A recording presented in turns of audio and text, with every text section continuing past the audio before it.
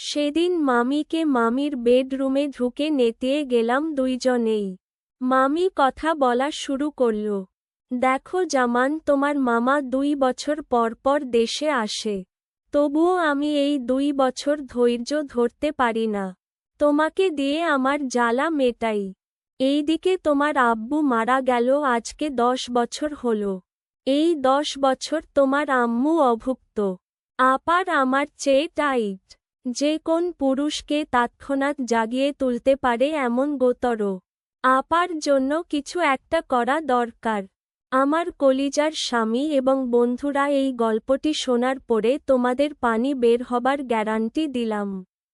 Please চ্যানেলটা subscribe করো। তো চলো দেরি না করে এখন গল্পটা শুরু করি। আমি জামান, বাবা মায়ের একমাত্র সন্তান। বয়স 21। একটি বেসরকারি বিশ্ববিদ্যালয়ে পড়ছি। মামি বুশরাকে করেছি আজকে 1 বছর ধরে। মামা বিদেশে। উনার 8 বছরের শিশুকে অন্য রুমে রেখে আমি উনার শরীর ভোগ করি। ইচ্ছা হলে বাসায় আসি, অথবা উনি ডেকে নেন। মাঝে মধ্যে আম্মু সহ বেড়াতে আসি। সবাই ঘুমিয়ে গেলে চুপিসারে আমরা মিলিত হই। এই রকম এক মিলনের দিনে আম্মু সম্পর্কে কথাগুলো বলেন মামি। আমি ও ভাবনায় পড়ে গেলাম। আম্মু সম্ভ্রান্ত এক উচ্চ শিক্ষিত গৃহবধূ। আম্মু বিরাট ব্যবসায়ী ছিলেন। আম্মুর সৌন্দর্যে মোহিত হয়ে সদ্য ইন্টার পাস 19 বছর চম্পল কিশোরী আম্মু হুমায়রাকে বিয়ে করেন তিনি। 1.5 বছরের ব্যবধানে আমার জন্ম। আম্মু আর বাচ্চা নেননি। আমাকে দেখাশোনা করেই তিনি স্থানীয় কলেজ থেকে অনার্স ও মাস্টার্স ডিগ্রি নেন। আমার বয়স যখন 9 পেরিয়ে 10-এ যাবে ঠিক সে সময় এক মর্মান্তিক অ্যাক্সিডেন্টে বাবা পরলোক গমন করেন। আম্মু আর বিয়ে করেননি। বাবার রেখে যাওয়া 4 তলা 2টি বাটির ভাড়া আর ব্যবসার লভ্যাংশ দিয়ে ভালোভাবে চলছেন তিনি। মামির কথায় আমি ভাবতে লাগলাম মামির শরীরের উপর শুয়ে। আম্মুর বয়স কত? 40 ছুঁয়ে ছুঁয়ে। আম্মুর হাইট 5 ফিট 3 কি 4, ফর্সা শরীর, প্লাক করা ভ্রু, টিকলো নাক, লাল আপেলের মতো গাল, মোটা 2টি গোলাপি ঠোঁট, কোমর অবধি ছড়ানো সিল্কি চুল। বাসায় থাকলে প্রায়শ উঁচু করে খোপা করে রাখেন। খোপার নিচে সাদা ঘাড়, যে কারো উত্তেজনা সৃষ্টি করতে সম্ভব। আম্মুর সবচেয়ে দৃশ্যমান আকর্ষণীয় জিনিস তার একজোড়া জাম্বুরা সাইজের বুবস আর কলসির মতো পাসার দুয়ো দাবনা। ওয়াশরুমে সেদিন গোসলের সময় কি মনেকরে বালতিতে রাখা আম্মুর ব্রেশিয়ার হাতে নিয়ে দেখছিলাম 42D সাইজ। আমি অবাক হলাম, এমন সাইজ তো ঝুলে যাওয়ার কথা লাউয়ের মতো। কিন্তু না, এগুলা অবিকল জাম্বুরা হয়ে আছে। পাসার সাইজ কত হবে? এই 44 বা 46 ইঞ্চি। এ কি? আম্মুর শরীর ভাবতে ভাবতে আমার রদ রড হয়ে গেল। মামি মুচকি হেসে, কি হলো মশাই? আম্মুকে ভেবে দেখি একেবারে খাড়া। আমি বললাম, আম্মু সম্মানিত মানুষ, বাজে কথা বলিও না। মামি বলে সম্মান প্রদর্শনে একেবারে দাঁড়িয়ে গেছে। আমি কথা না বাটিয়ে মামিকে উল্টে দিয়ে ডগিতে বসায়। চুলের মুঠি হাতের মুঠে ভরে ঠেসে ঠেসে খালাস করি। আমিও বুঝলাম মায়ের কথা ভেবে বেশি উত্তেজিত ছিলাম। আর মামিও বুঝচ্ছে। এরপর 2 জন ফ্রেশ হয়ে আসি। মামি বলল, আচ্ছা বল, তোমার আম্মু অন্য কাউকে দিলে তোমার খারাপ লাগবে? আমি বললাম, না, আম্মুর সুখ দরকার। কিন্তু কাকে দিবে? বিশ্বস্ত কেউ হতে হবে। আর আম্মু রাজি কিনা সেটাও দেখতে হবে। মামি বলল, তোমার আম্মু রাজি না, শুধু কাউকে চায়। কিন্তু ভয় পাচ্ছ, তুমি জেনে গেলে কি হবে সেটা? আমি বললাম, আমি না জানলাম, চেষ্টাও করব না। কিন্তু আম্মুকে এমন কারো সন্ধান দিব কিভাবে? আচ্ছা, আম্মুর কোন প্রেমিক আছে? মামি বলল, আরে না। আচ্ছা, জামশেদ ভাই হলে কেমন হয়? আমার কাজিন। সে তোমার আম্মুকে পছন্দ করে। বউ তো বাচ্চাদের নিয়ে USA থাকে। এখানে ফ্ল্যাটে একা থাকে। আমি বললাম, আম্মুকে পছন্দ করে মানে? মামি বলল, জামশেদ ভাইয়া আমার বড় ভাইয়ের মতো।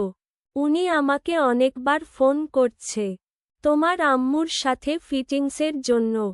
তোমার আম্মুকে বলছিলাম, মোটামুটি রাজি, কিন্তু ভয় পাচ্ছে তোমাকে নিয়ে। আমি বললাম, তাইলে আমার আপত্তি নাই। তুমি কাল সকালে আম্মুকে বলিও আমি জানব না। কাজ চালিয়ে যেতে। আমি না জানার ভান করে থাকব। তুমিও বলবা আমি কিচ্ছু জানি না। মামি বলল, আরে গাধা, তুমি যে আমাকে সুখ দাও এগুলাও তোমার আম্মু জানে। এত লুকোচুরির কিছু নাই। তোমার এই সম্মতি পেলে আপা আরো খুশি হবে। দাঁড়াও আগে ভাইয়াকে ফোন করি। মামি হ্যালো ভাইয়া বলে কৌশলাদি বিনিময় শেষে মূল কথায় আসল। Loud speaker. মামি বলল, হুমায়রা আপা তোমার ব্যাপারে পজিটিভ। জামশেদ বলল, আহ কি শুনাইলা বুশরা। আমি বলে তোমাকে ধন্যবাদ দিব বুঝতেছি না। মামি বলল, ধন্যবাদ লাগবে না। আপাকে 20 মিনিট পরে ফোন দাও। প্রপোজ করো। আর পটাতে পারলে তোমার বাসায় ডেইটে নাও। নাম্বার নাও। জামশেদ বলল, না না, নাম্বার আছে আমার কাছে। আচ্ছা আমি 20 মিনিট পর কল দিব। মামি ফোন কেটে দিল। আমাকে বলল, চল তোমার আম্মুকে বলি সব। আমরা উঠতে গিয়ে বুঝি একটা ছায়া দ্রুত সরে গেল। বুঝলাম আম্মু এতক্ষণ আমাদের গল্প শুনছে এবং দেখছে। মামি ও ব্যাপারটা পরিকল্পিত করাইছে।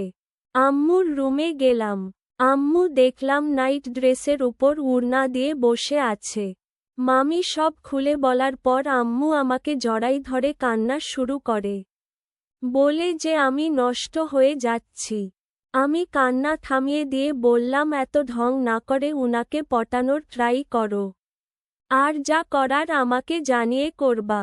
আমি বাধা দিব না, সাপোর্ট দিব। আম্মু মুচকি হাসি দিল। মামি ইয়ার্কি করে বুক টিপে দিয়ে বলল, আমার ভাই এগুলার শেপ নষ্ট করে দিবে। ওর জামশেদের পরিচয় দেয়া হয়নি। উনি 45-এর 46-এর পুরুষ্ট পুরুষ। শ্যামলা গায়ের রং, জিম করা পেটানো শরীর, চুল সব আধা পাকা। ক্লিন সেইভ থাকেন তবে গোপ রাখেন। গোফ ও আধা পাকা। লোমশ বুক। বুকের লোম বেশিরভাগই সাদা। শক্ত সামর্থ্যবান পুরুষ বলতে যা বুঝায় উনি তাই। এর মধ্যে উনি ফোন দিলেন। আম্মু রিসিভ করতে লজ্জা পাচ্ছিল। মামি রিসিভ করে লাউড করে দিলেন। আম্মু লাউড অফ করতে চাইলেও আমি ইশারায় না করলাম। আঙ্কেল স্বাভাবিক কথা শেষে জানতে চাইল একা কিনা। আম্মু বলতে যাচ্ছিল এর মধ্যে আমি আর মামি ইশারা করলাম একা বলতে। আম্মু বলল যথারীতি। উনি ফোন করার অনুমতি চাইল। আম্মু না না করতেছে। আঙ্কেল ওই দিক থেকে আর আমরা এই দিক থেকে প্রেসার দিয়ে হ্যাঁ বলালাম। শেষমেশ আম্মু রাজি হল। জামশেদ বলল, আহহ আমার স্বপ্নের রানীটা এখন কি পড়ে আছে? মামি আম্মুর কানে কানে বলল, কোন লজ্জা পেতে মন খুলে কথা বলতে। আমি আর মামি রুমের বাইরে চলে আসলাম। মামির কৌশলে আম্মুর মাথার পিছনে জানালায় দাঁড়িয়ে সব দেখা আর শুনছিলাম। আম্মু বলল নাইটি। জামশেদ বলল, কোন কালারের নাইটি? ভিতরে কি? আম্মু বলল, গোলাপি নাইটি। পরছি। জামশেদ বলল, হুমায়রা বউ আমার তোমার সাইজ কত? আম্মু বলল ন্যাকা গলায় বলল 42 ব্রা। ট্রিপল এক্সেল পরে। জামশেদ বলল, উফ 1 মাসের মধ্যে 44 করার দায়িত্ব আমার। এভাবে প্রায় 2 ঘন্টা এরা কথা বলল। আমি ততক্ষণে রুমে এসে শুয়ে পড়ছি। সকালে আম্মু ফিসফিস করে মামিকে কি যেন বলল। বুঝলাম আম্মু লজ্জা পাচ্ছে। আমি বললাম ফুসরো ফুসরো না করে বড় করে বলেন আম্মু। আমি কিছু মনে করব না। আমাকে লজ্জা পেলে আমি আর আপনার এসবে থাকব না। আম্মু সলজ্জায় মাথা নিচু করে রইল। মামি বলা শুরু করল, আসলে জামশেদ ভাই আজকে সন্ধ্যায় উনার অ্যাপয়েন্টমেন্টে ডাকছে। আমি বললাম তো যাক, সমস্যা কি? মামি বলল উনি বলছে তোমার আম্মুকে একটু পার্লারিং করতে, অবাঞ্ছিত লোম ছাপ করা, একটু মেক ওভার করা, আর চুলগুলোকে গোল্ডেন করতে বলছে। আমি অবাক হলাম উনার প্ল্যান শুনে। গোল্ডেন করলে আম্মুকে মনে হবে রাসান বা কাজাকদের মতো। আমি সম্মতি দিলাম। মামি আম্মুকে পার্লারিং করে নিয়ে আসল ঘন্টা 2-1 পরে। আমি মামিকে বলে রাখলাম আঙ্কেলের বাসায় আম্মুকে আমি নিয়ে যাব। তবে আঙ্কেল জানবে না যে আমি ব্যাপারটা জানি। যা প্ল্যান তাই কাজ। আমি আম্মুকে নিয়ে গেলাম আঙ্কেলের বাসায়। আঙ্কেল গেট থেকে আমাদের রিসিভ করে নিলেন। দেখে বুঝলাম আম্মুর উপস্থিতিতে উনি মহা খুশি। আম্মুর দিকে উনি এক নজরে তাকিয়ে নিলেন। আম্মুকে বেশ চমৎকার লাগছে। সোনালি রঙের জর্জেট শাড়ি বেধ করে সুগভীর নাভি দৃশ্যমান হচ্ছে। একই কালারের ব্লাউজের বগলের কুচকি ঘামে ভেজা। চুলগুলো উঁচু করে খোপা বাঁধা রজনীগন্ধা দিয়ে। কাঁধের দিকে গোলাপি ব্রার স্টেপ দেখা যাচ্ছে স্পষ্ট। আম্মু একটু লজ্জা পাচ্ছে বুঝলাম। আম্মুকে ফ্রেশ হতে আঙ্কেল একটি রুম দেখিয়ে দিল। সেই সুযোগে আমি আঙ্কেলকে কাছে ডেকে বললাম, দেখেন আমি সবকিছু জানি। আমি চাই আম্মু সুখী হোক। তবে আমি দেখতে চাই। আঙ্কেল খানিকটা হোঁচকিয়ে গেল। আমাকে টেনে উনার বেডরুমে একটা জানালার পাশে নিয়ে গেল। দেখলাম এখান থেকে রুম ক্লিয়ার। এরপর আমরা চলে আসলাম। আম্মু পোশাক চেঞ্জ করেনি। জাস্ট হাত মুখ একটু ধুয়ে এরপর মুখে একটু ঘষা মাজা আর লিপস্টিক লাগিয়ে আসলেন। রাত হওয়ায় আমরা খেতে বসলাম। খাওয়া পরব শেষ করে যে যার রুমে চলে গেলাম। ঘণ্টাখানেক হবে। আমি ঘড়ি দেখি রাত দুপুর 12:30 হবে। আঙ্কেল দরজা খুলে বের হয়ে আম্মুর রুমে গেলেন। আমি সেই সুযোগে আঙ্কেলের দেখিয়ে দেয়া পজিশনে চলে গেলাম। আম্মু বের হয়ে আগে আমার রুমে গেলেন। বাইরে থেকে ভালো করে লক করে দিলেন।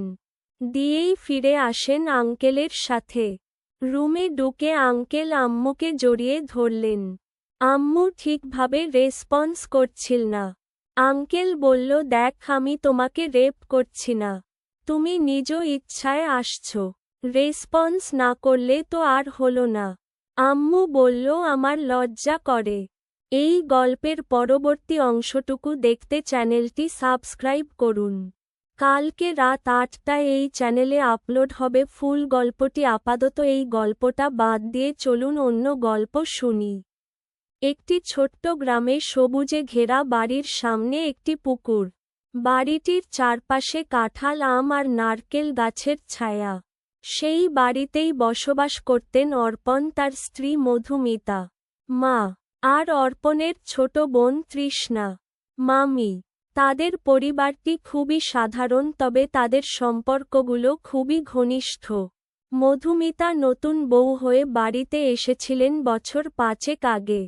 তখন থেকেই মামি তৃষার সঙ্গে তার বন্ধুত্ব গড়ে ওঠে। তৃষার তখন বয়স 18, মধুমিতার মাত্র 23। দুজনের স্বভাবের মধ্যে এমন কিছু মিল ছিল যে তারা খুব সহজেই একে অপরের ভালো বন্ধু হয়ে ওঠেন। তৃষার জীবনটা কিন্তু সহজ ছিল না। অর্পণ ছিল তার একমাত্র বড় ভাই। মা-বাবার মৃত্যুর পর অর্পণই তার অভিভাবক হয়ে ওঠেন। মধুমিতা আসার পর তৃষ্ণা একটু হালকা মনের হতে শুরু করে। মধুমিতা তাকে শুধু দায়িত্ব নেওয়া ভাইয়ের ছোট বোন হিসেবে নয়, বরং নিজের ছোট বোনের মতো ভালোবাসতেন। মধুমিতা আর তৃষার বন্ধুত্ব। তৃষ্ণা পড়াশোনা করত গ্রাম থেকে বেশ দূরের কলেজে। প্রতিদিন তাকে বাসে চেপে প্রায় ঘন্টা 2 যেতে হতো। মধুমিতা ভোরবেলা তৃষার জন্য রান্না করতেন। তৃষ্ণা যখন ক্লান্ত হয়ে কলেজ থেকে ফিরত তখন মধুমিতা তাকে জিজ্ঞেস করতেন, তোর ক্লাস কেমন হলো? মধুমিতা শুধু একজন ভাবি নন, তৃষার সুখ দুঃখের সঙ্গীও ছিলেন। মধুমিতার একটি স্বভাব ছিল, তিনি খুব মজার মজার রান্না করতেন। পায়েস, মাংসের ঝোল, লুচি। তৃষ্ণা সব খেতে ভালোবাসত। একদিন মধুমিতা হাসতে হাসতে বললেন, তৃষ্ণা তুই এত খাস পড়ে যদি মোটা হয়ে যাস কি হবে? তৃষ্ণা হাসতে হাসতে উত্তর দিল, ভাবি আমি মোটা হলে তখন কেউ আর আমার পেছনে ঘুরবে না, তাই তোমার মতো একটা ভালো মানুষও পাবে না। দুজনেই এমন কথা বলতো আর একসঙ্গে হাসত। গ্রামের নাম নকশিপাড়া। চারপাশে ধানের ক্ষেত, মাঝ দিয়ে আঁকাবাঁকা পায়ে হাঁটা পথ। এই গ্রামেই ছোট্ট বাড়িটা মাধবীলতার। ঘরের চালে লাল রঙের টালি, বারান্দায় একটি দোলনা বাঁধা। এখানেই থাকেন মা মাধবীলতা, তার মা সরলা আর মাধবীলতার একমাত্র ছেলে রোহান। মাধবীলতার বয়স ৩৫ পেরোয়নি, কিন্তু জীবন তাকে অনেকটা এগিয়ে দিয়েছে। ছোটবেলায় বাবা মারা যাওয়ার পর সরলা নিজের মেয়েকে মানুষ করার জন্য সংগ্রাম করেছেন।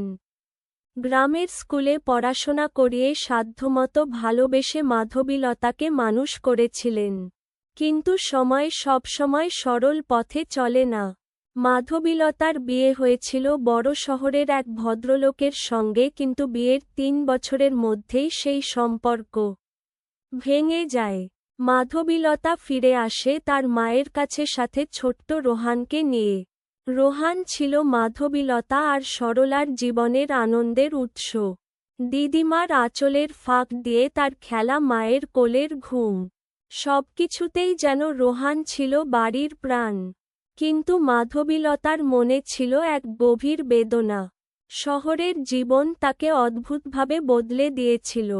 অনেক সময় মনে হতো সে তার মায়ের মতো এত শক্ত হতে পারবে না। এক সন্ধ্যায় সরলা মাটির প্রদীপ জ্বালাচ্ছিলেন। মাধবীলতা চুপচাপ বারান্দায় বসেছিল। দূর থেকে রোহানের খেলার শব্দ আসছিল। সরলা মেয়ের দিকে তাকিয়ে বললেন, মাধবী, তোর মন খারাপ লাগছে তাই না? মাধবীলতা ম্লান হাসি দিয়ে বলল, না মা, ঠিক আছি। ঠিক আছিস মানে? চোখ দেখলেই বুঝি তুই কি ভাবছিস। তোর শহরের সেই দিনগুলো ভুলতে পারছিস না তাই তো?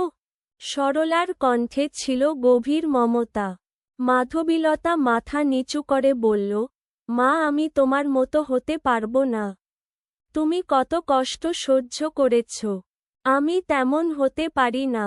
সরলা মেয়ের মাথায় হাত বুলিয়ে বললেন, সবাইকে আমার মতো হতে হবে না, তবে একটুখানি বিশ্বাস রাখবি। রোহান তোর সব শক্তি। তার মুখের দিকে তাকালে তুই কষ্ট ভুলে যাবি। মা হওয়া মানেই সব সময় শক্তিশালী হতে হয় না। তোর আবেগগুলোও তোর সন্তানকে বড় করবে। সেই রাতে মাধবীলতা তার মায়ের কথাগুলো ভাবতে লাগল। সরলা শুধু মা নয়, মাধবীলতার জীবনের সবচেয়ে বড় বন্ধু। এই বন্ধুত্বের সম্পর্কই হয়তো তাকে রোহানের জন্য আরও শক্ত করে তুলবে।